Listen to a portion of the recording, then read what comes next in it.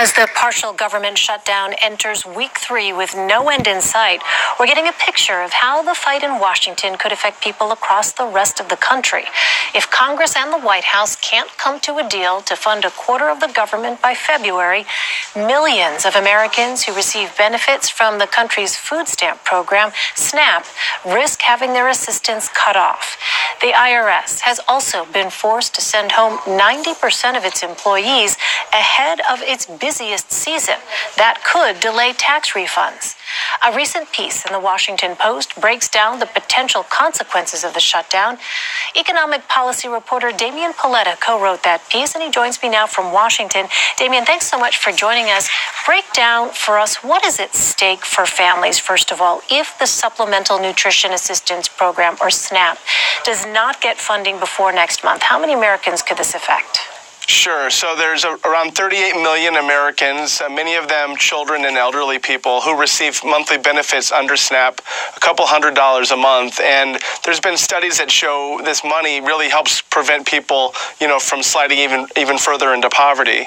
And so the issue is they only have funded the SNAP program through January.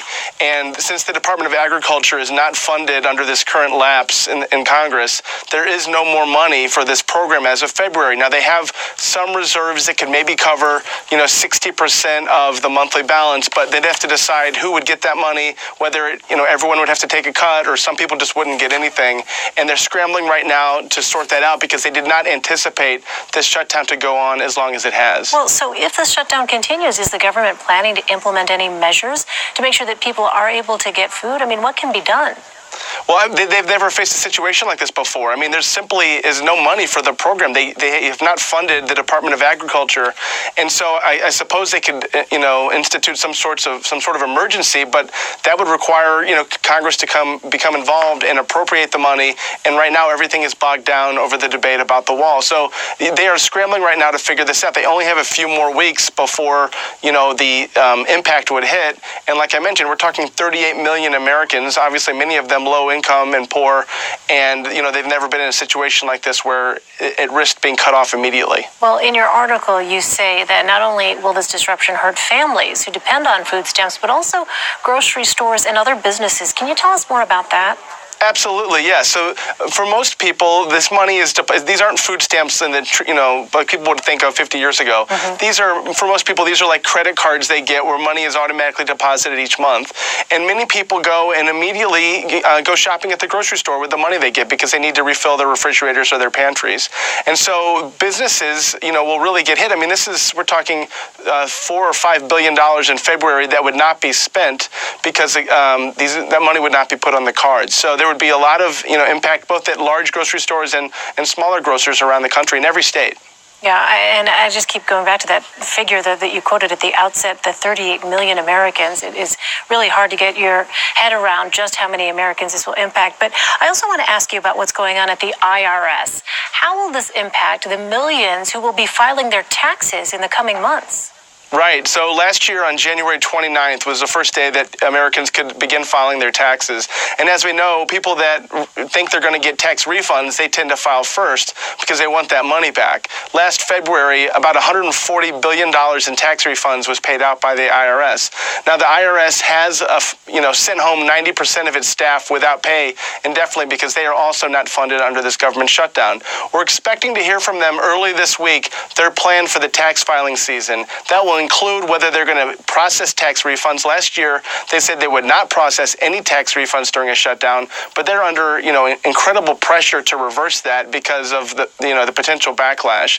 So we might even hear whether they're going to have to move the April 15th filing deadline because they won't have enough personnel. So, a lot of that we'll find out in the coming days, but that's a tremendous amount of money that would be sucked out of the economy next month if Congress or, the IRS or the White House doesn't sort this out quickly. Right. And on that point, so every year the government pays out billions in tax refunds. What will a delay in returns mean for the greater economy without that money in circulation? Yeah, I mean, it's $140 billion in February. Yeah. It's with a B, okay? Right. And that's a tremendous amount of money. That could single-handedly, push the country towards a recession if that money is not put into the economy. A lot of people get their tax refunds and go immediately spend it on something, or they pay down their credit card. This money gets pumped back into the economy quickly, and we've never had a situation before where this just doesn't happen. You use the R word, though. I want to be very clear here. I mean, is that a realistic possibility that, in fact, not having that money in circulation could, in fact, drag down things economically so far that it could push the country into recession? So the economists that I've talked to said they believe the first quarter of 2019, the first 3 months, will not be as strong as we saw in 2018.